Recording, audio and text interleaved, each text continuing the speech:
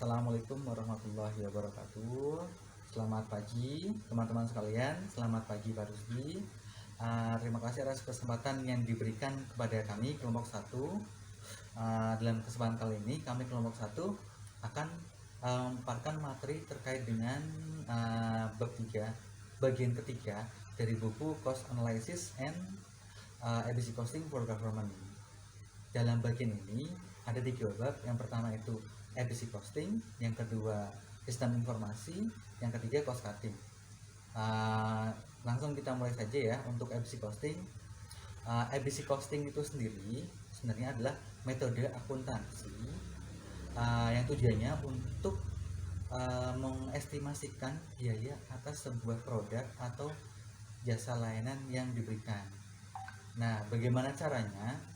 Caranya itu dengan cara mengalokasikan biaya-biaya yang timbul berdasarkan sumber daya yang digunakan untuk melaksanakan aktivitas-aktivitas yang diperlukan dalam membuat produk atau menyediakan jasa. Nah, metode ABC ini berbeda dengan metode yang tradisional. Letak perbedaannya di mana? Jadi letak perbedaannya itu ada pada bagaimana mengalokasikan biaya-biaya tidak langsung ke dalam masing-masing produk yang dihasilkan. Nah, untuk metode tradisional itu biasanya dengan cara mempuling, menjadikan biaya-biaya FY tersebut, indirect tersebut menjadi satu kesatuan untuk kemudian dibagi kepada masing-masing produk yang dihasilkan.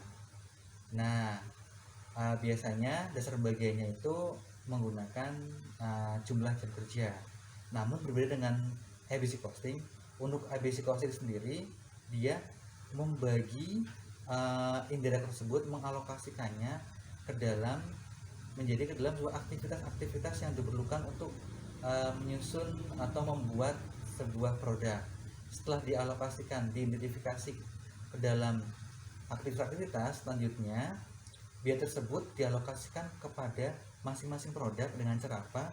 Yaitu dengan cara berdasarkan tingkat aktivitas yang dilaksanakan oleh masing-masing produk itu sendiri. Nah, untuk membedakan model ini, saya coba memetaforakannya ya. Saya coba memetaforakannya dalam model ini ke dalam masakan, cara masak. Yaitu dimana saya mencoba dalam hal ini memasak dua macam masakan atau dua produk. Itu pertama memasak gudeg telur, yang kedua saya akan memasak kari ayam.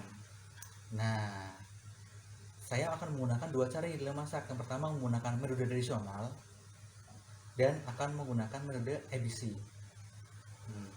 Ketika memasak, kita kan membutuhkan banyak bumbu-bumbu. Biasa bumbu-bumbu itu digunakan untuk kedua masakan tersebut. Nah, bumbu itu tuh ada kecap, ada garam, ada santan, ada gula, ada micin kalau yang mau micin gitu ya.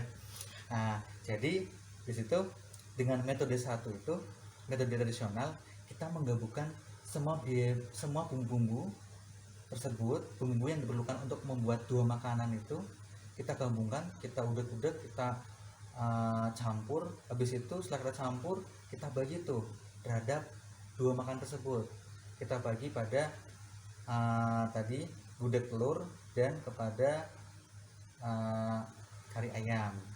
Itu yang mode pertama, kita aduk, kita kumpul satu, terus bagi.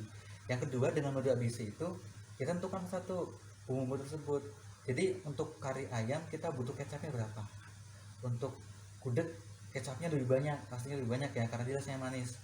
Terus untuk garam mungkin untuk gudeg lebih sedikit karena rasanya manis ya, tapi untuk yang kari ayam rasanya gurih mungkin lebih banyak garamnya. Untuk santan juga sama. Hal lain juga berlaku untuk gula juga. Jadi dengan metode ABC costing ini, dengan metode ABC ini, bumbu tersebut dibagi berdasarkan kebutuhan dari masing-masing makanan tersebut. Nah, jadi berbeda nih, gulanya berbeda antara gudeg dan kari ayam, dan juga santannya berbeda, garamnya berbeda gitu. Menurut teman-teman, kalau menggunakan dua metode ini mana yang lebih enak, metode tradisional atau metode ABC?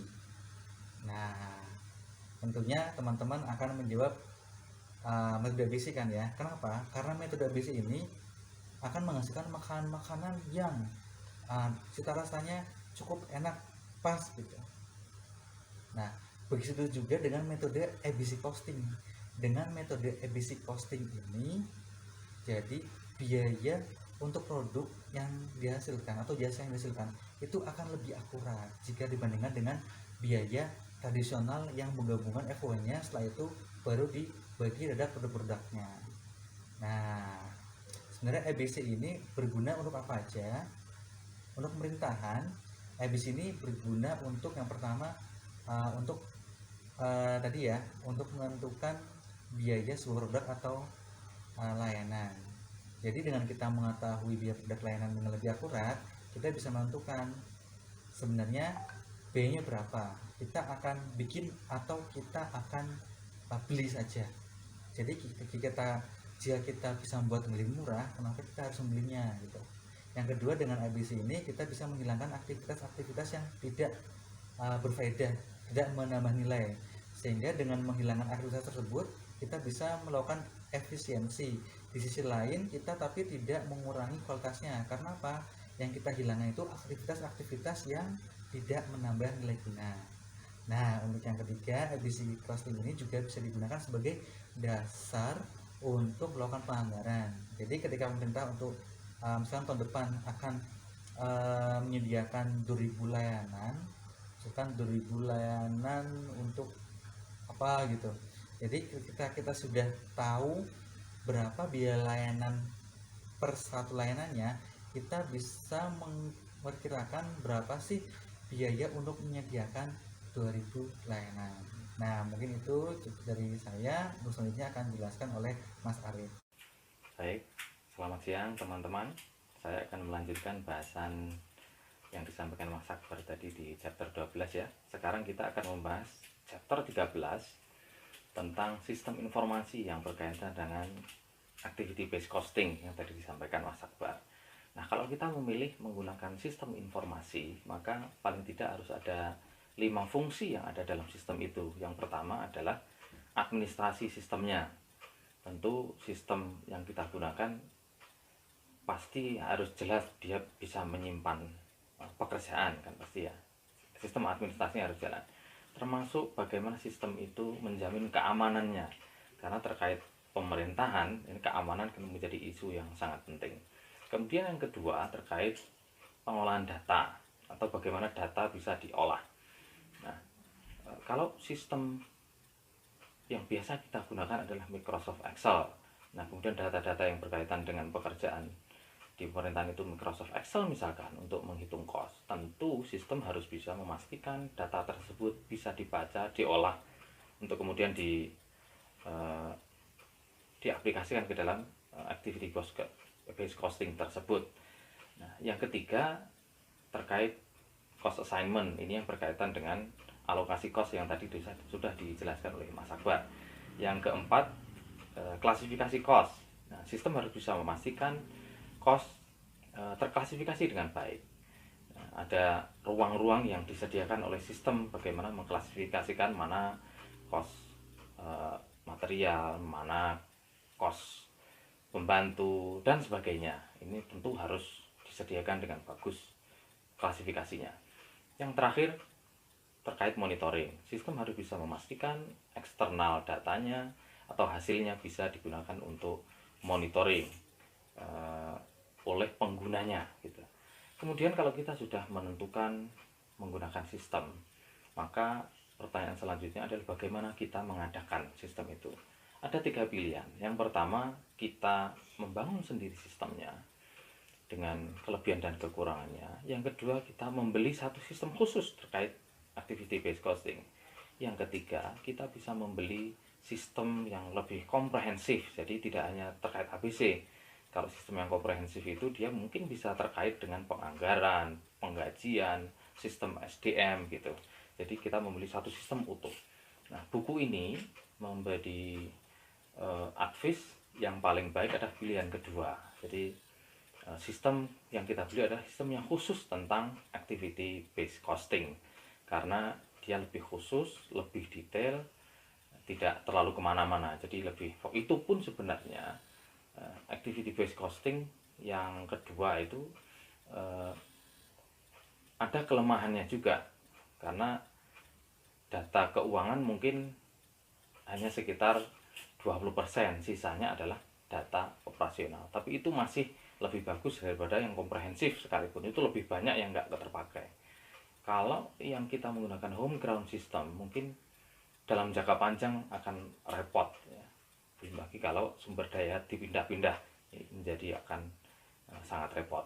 Kemudian bagaimana kita melakukan seleksi dan mengimplementasikan sistem yang kita pilih ini. Ada beberapa proses yang bisa kita lakukan. Yang pertama adalah melakukan asesmen kebutuhan. Sebenarnya kita butuh apa menggunakan ABC ini? Apakah kita perlu sekali menggunakan ABC? Yang kedua adalah kita menentukan requirement, standar untuk sistem ini kita mau seperti apa. Yang ketiga, ya kita membuka satu tender kalau di pemerintahan ya. Yang keempat, kita melihat kalau setelah tender berarti kan ada saringan dan sebagainya gitu kan, proses tendernya. Kemudian negosiasi, kemudian kalau sudah oke, semua sudah terbeli, sistem dilaksanakan, kemudian dievaluasi, di-maintain secara terus-menerus. Nah, ini adalah bagian-bagian yang bisa dilakukan terkait sistem informasi. Selanjutnya akan dijelaskan Pak Agus terkait cost cutting ya. Baik, terima kasih.